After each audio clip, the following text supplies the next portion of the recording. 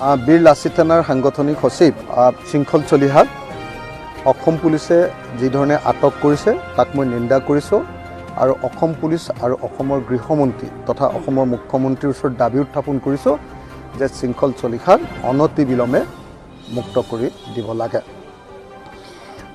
আমাৰ দুলীয়াজনত যিটো ঘটনা ঘটিছে এই ঘটনাটো দুৰ্ভাগ্যজনক। আমি দেখিছোঁ যে বিজেপি চৰকাৰৰ দিনত অসমৰ খিলঞ্জীয়া মানুহবিলাকৰ ওপৰত সদায় অত্যাচাৰ হৈছে। বিজেপি চৰকাৰৰ দিনত অসমৰ খিলঞ্জীয়া মানুহবিলাকে মাৰ খাবলগীয়া হৈছে আৰু বহিৰাগত মানুহবিলাকে বনিয়াবিলাকে যিবিলাকে বেপাৰ কৰিবলৈ ইয়ালৈ আহিছে তেওঁলোকে আমাৰ অসমীয়া মানুহৰ ওপৰত হাত তুলিবলৈ সাহস কৰিছে। আমাৰ খিলঞ্জীয়া থলুৱা মানুহৰ ওপৰত হাত তুলিবলৈ সাহস কৰিছে। গতিকে দুলীয়াজানৰ এই ঘটনা সেইকাৰণে নিন্দনীয়। মই সেইকাৰণে দাবী উত্থাপন কৰিছোঁ যে অনতি বিলম্বে শৃংখল চলিহাক মুক্ত কৰাৰ ব্যৱস্থা কৰিব লাগে। মুখ্যমন্ত্ৰীৰ ওচৰত দাবী জনাইছোঁ। মই শিৱসাগৰৰ বিধায়ক হিচাপে দাবী জনাইছোঁ, ৰাইজৰ দলৰ সভাপতি হিচাপে দাবী জনাইছোঁ আৰু আশা কৰিছোঁ যে অতি সোনকালে চৰকাৰে এই সম্পৰ্কত এটা সিদ্ধান্ত গ্ৰহণ কৰি আমাৰ শৃংখলক উলিয়াই দিয়াৰ মোৰ ভাই শৃংখলক উলিয়াই দিয়াৰ ব্যৱস্থা কৰিব।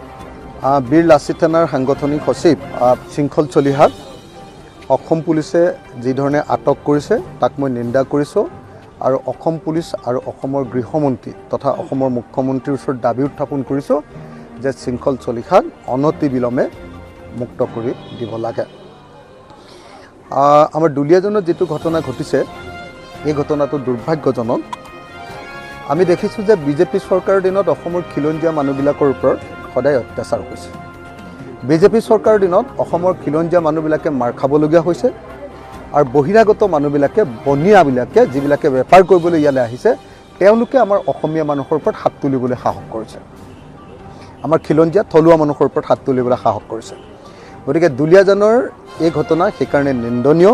মই সেইকাৰণে দাবী উত্থাপন কৰিছোঁ যে অনতি বিলম্বে শৃংখল চলিহাক মুক্ত কৰাৰ ব্যৱস্থা কৰিব লাগে। মুখ্যমন্ত্ৰীৰ ওচৰত দাবী জনাইছোঁ। মই শিৱসাগৰৰ বিধায়ক হিচাপে দাবী জনাইছোঁ, ৰাইজৰ দলৰ সভাপতি হিচাপে দাবী জনাইছোঁ আৰু আশা কৰিছোঁ যে অতি সোনকালে চৰকাৰে এই সম্পৰ্কত এটা সিদ্ধান্ত গ্ৰহণ কৰি আমাৰ শৃংখলক উলিয়াই দিয়াৰ মোৰ ভাই শৃংখলক উলিয়াই দিয়াৰ ব্যৱস্থা কৰিব। বীৰ লাচিত সেনাৰ সাংগঠনিক সচিব শৃংখল চলিহাক অসম পুলিচে যি ধৰণে আটক কৰিছে তাক মই নিন্দা কৰিছোঁ আৰু অসম পুলিচ আৰু অসমৰ গৃহমন্ত্ৰী তথা অসমৰ মুখ্যমন্ত্ৰীৰ ওচৰত দাবী উত্থাপন কৰিছোঁ যে শৃংখল চলিহাক অনতি বিলম্বে মুক্ত কৰি দিব লাগে। আমাৰ দুলীয়াজনত যিটো ঘটনা ঘটিছে এই ঘটনাটো দুৰ্ভাগ্যজনক। আমি দেখিছোঁ যে বিজেপি চৰকাৰৰ দিনত অসমৰ খিলঞ্জীয়া মানুহবিলাকৰ ওপৰত সদায় অত্যাচাৰ হৈছে। বিজেপি চৰকাৰৰ দিনত অসমৰ খিলঞ্জীয়া মানুহবিলাকে মাৰ খাবলগীয়া হৈছে আৰু বহিৰাগত মানুহবিলাকে বনিয়াবিলাকে যিবিলাকে বেপাৰ কৰিবলৈ ইয়ালৈ আহিছে তেওঁলোকে আমাৰ অসমীয়া মানুহৰ ওপৰত হাত তুলিবলৈ সাহস কৰিছে। আমাৰ খিলঞ্জীয়া থলুৱা মানুহৰ ওপৰত হাত তুলিবলৈ সাহস কৰিছে। গতিকে দুলীয়াজানৰ এই ঘটনা সেইকাৰণে নিন্দনীয়। মই সেইকাৰণে দাবী উত্থাপন কৰিছোঁ যে অনতি বিলম্বে শৃংখল চলিহাক মুক্ত কৰাৰ ব্যৱস্থা কৰিব লাগে। মুখ্যমন্ত্ৰীৰ ওচৰত দাবী জনাইছোঁ। মই শিৱসাগৰৰ বিধায়ক হিচাপে দাবী জনাইছোঁ, ৰাইজৰ দলৰ সভাপতি হিচাপে দাবী জনাইছোঁ আৰু আশা কৰিছোঁ যে অতি সোনকালে চৰকাৰে এই সম্পৰ্কত এটা সিদ্ধান্ত গ্ৰহণ কৰি আমাৰ শৃংখলক উলিয়াই দিয়াৰ মোৰ ভাই শৃংখলক উলিয়াই দিয়াৰ ব্যৱস্থা কৰিব।